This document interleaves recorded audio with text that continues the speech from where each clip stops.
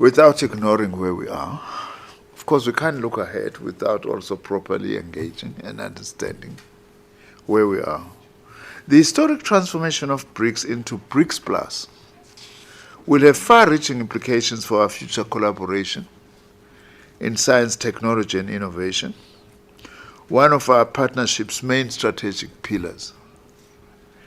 In February 2024, South Africa will celebrate 10 years of STI cooperation under the framework of BRICS.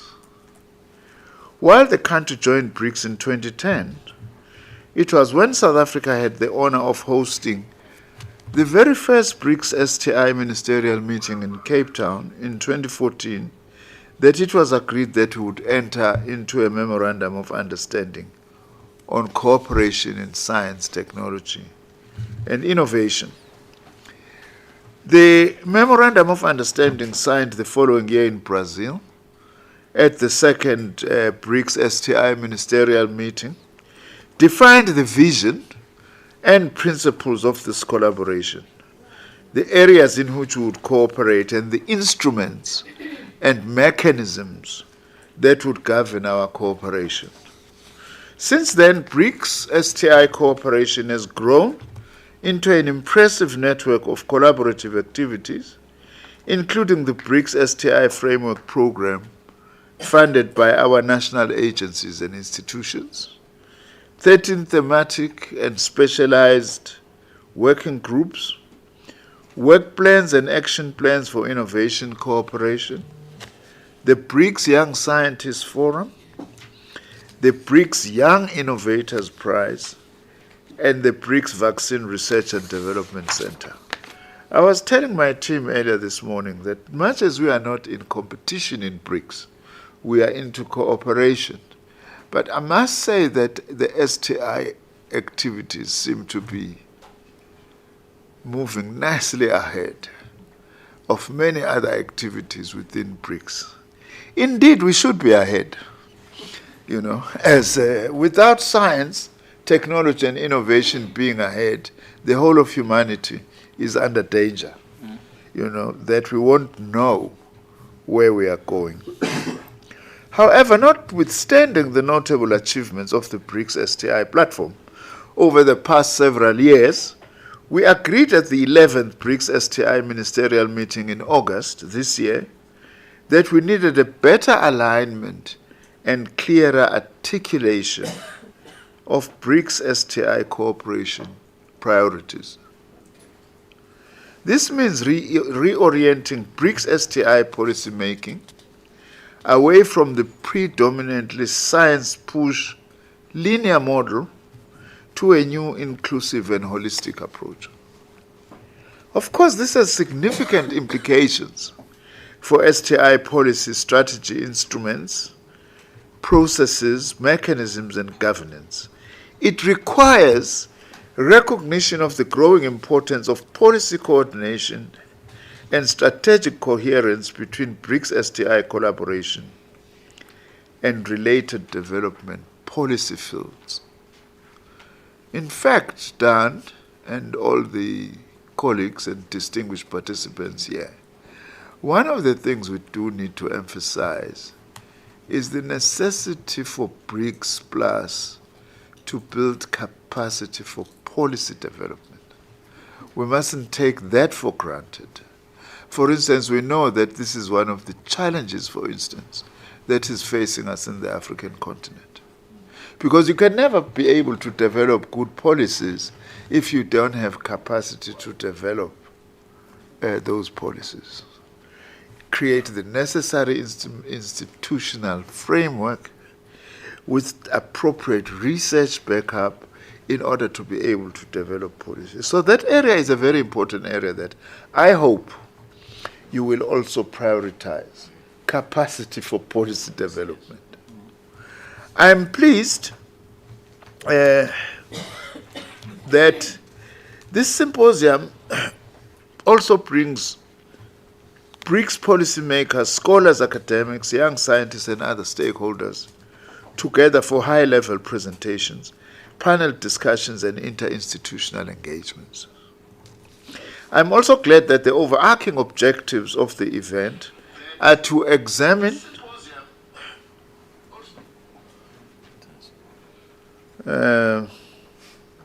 that's not the kind of policy development. It's got that revolutionary technology. AI minister. Technology, yes. Let me just repeat this point. I'm also glad that the overarching objectives of the event are to examine the current BRICS STI policy space with a view to prescribing corrective interventions and defining new policy choices for BRICS STI. This approach, in my view, will greatly enhance the capacity of BRICS STI to address the problems of inclusive and sustainable development and to respond optimally to contemporary societal challenges such as food security, poverty alleviation, health and environmental crises that affect every nation in the world. Indeed, we are meeting against the backdrop of COP28 in Dubai at the moment, which is something also that should be in our purview, those kinds of issues and discussions being raised there. I hope these matters and various perspectives will be addressed in the presentations that each BRICS country is giving on their national STI policy environment and Foresight initiatives. I am looking forward to hearing what each country thinks of the global transition away from the science push linear model I referred to earlier, and the move to a comprehensive integrated approach involving humanities, social sciences, and indigenous knowledge systems. As South Africa, we are great believers in multidisciplinarity in science. In fact, personally, I always argue it isn't science unless it is multidisciplinary. It's something that is very important that we actually bear in mind. I've also been pleased to hear the inputs this morning, which are very positive, giving hope, of the commitment by BRICS, in developing the area of STI. I'm also interested in what the different BRICS nations consider strategic imperatives for BRICS STI cooperation in this time of global crisis and time also of global and regional conflicts. I'm sure that the symposium will benefit from the participation of key players in our own national system of innovation in South Africa, the university sector, and the science councils, because I believe that they have an integral and critical role to play in the BRICS STI policy discourse. One other thing also that's important that I need to say.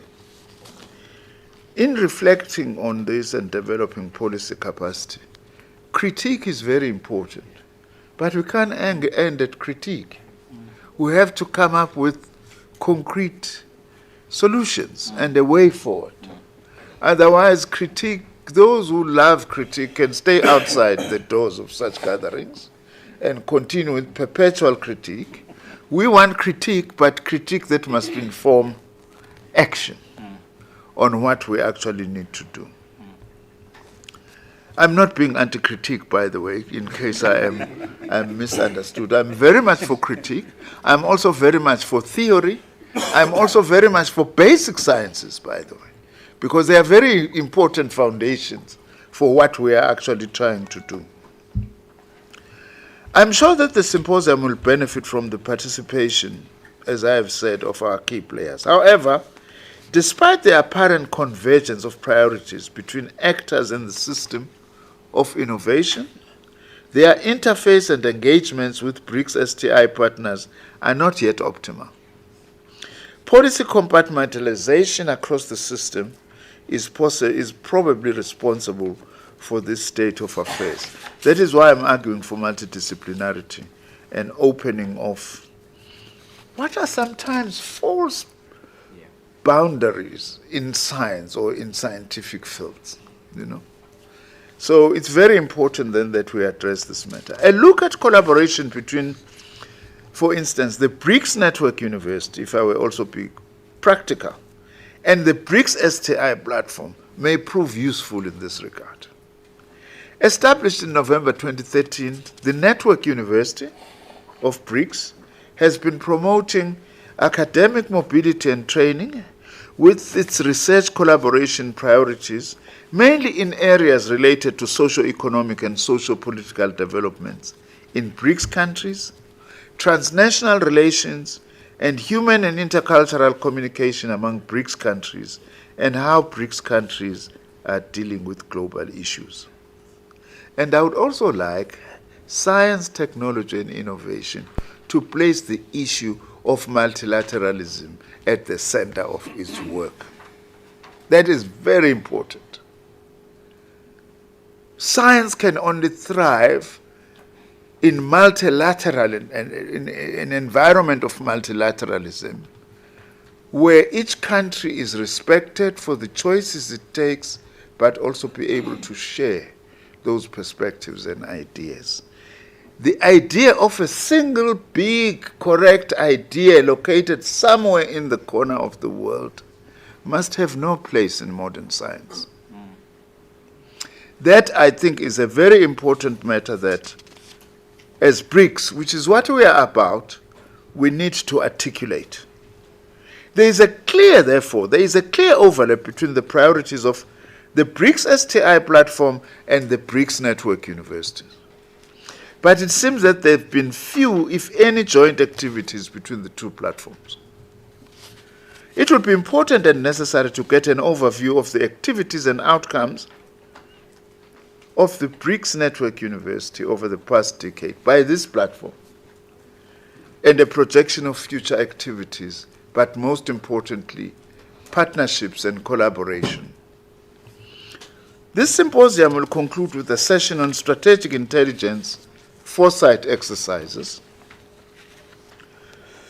which will help us to anticipate new challenges, imagine possible futures, and identify STI development priorities and trends necessary for the reorientation of STI to meet societal challenges. I firmly believe that we need to institutionalize BRICS STI policy discourse through the establishment of a dedicated mechanism, for example, a BRICS STI working group on policy and foresight. That's in a way consolidating some of the issues that I've been outlining, that maybe it translates to this, which must be supported by relevant country experts. In my opinion, the working group's mandate and terms of reference should be finalized at the earliest opportunity, and we should aim to have the group's first meeting in the second quarter of 2024. That's a suggestion. It's not a prescript. It's a suggestion.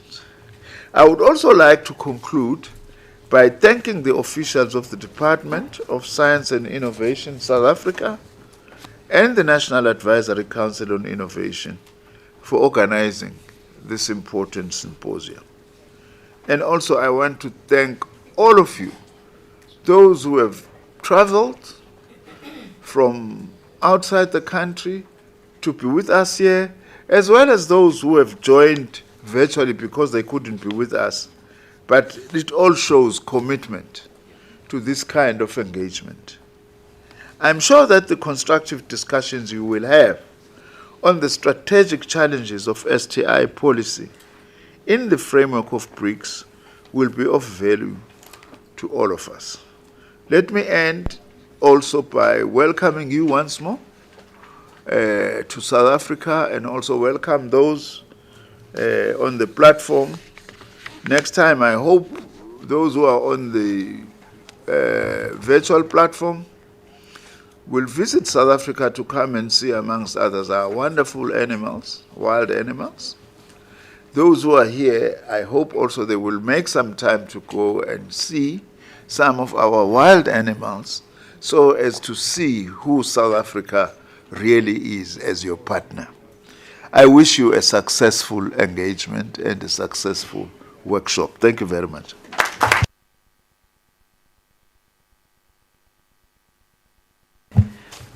Siyabonga Minister. So Alexandra, Siyabonga is an equivalent of Spasiba. Right, so you got it.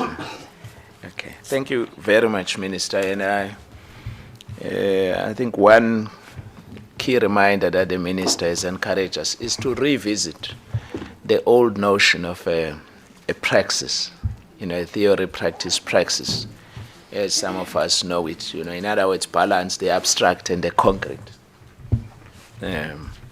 in the way in our deliberations.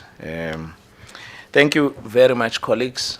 We are now at a stage, because we're able to manage time, to allow the Minister to leave, but because you were so generous with your time, we will encourage the delegates to have a moment with the Minister here, record the historic event, while other colleagues are settling in, and immediately after that, we will get back to the program.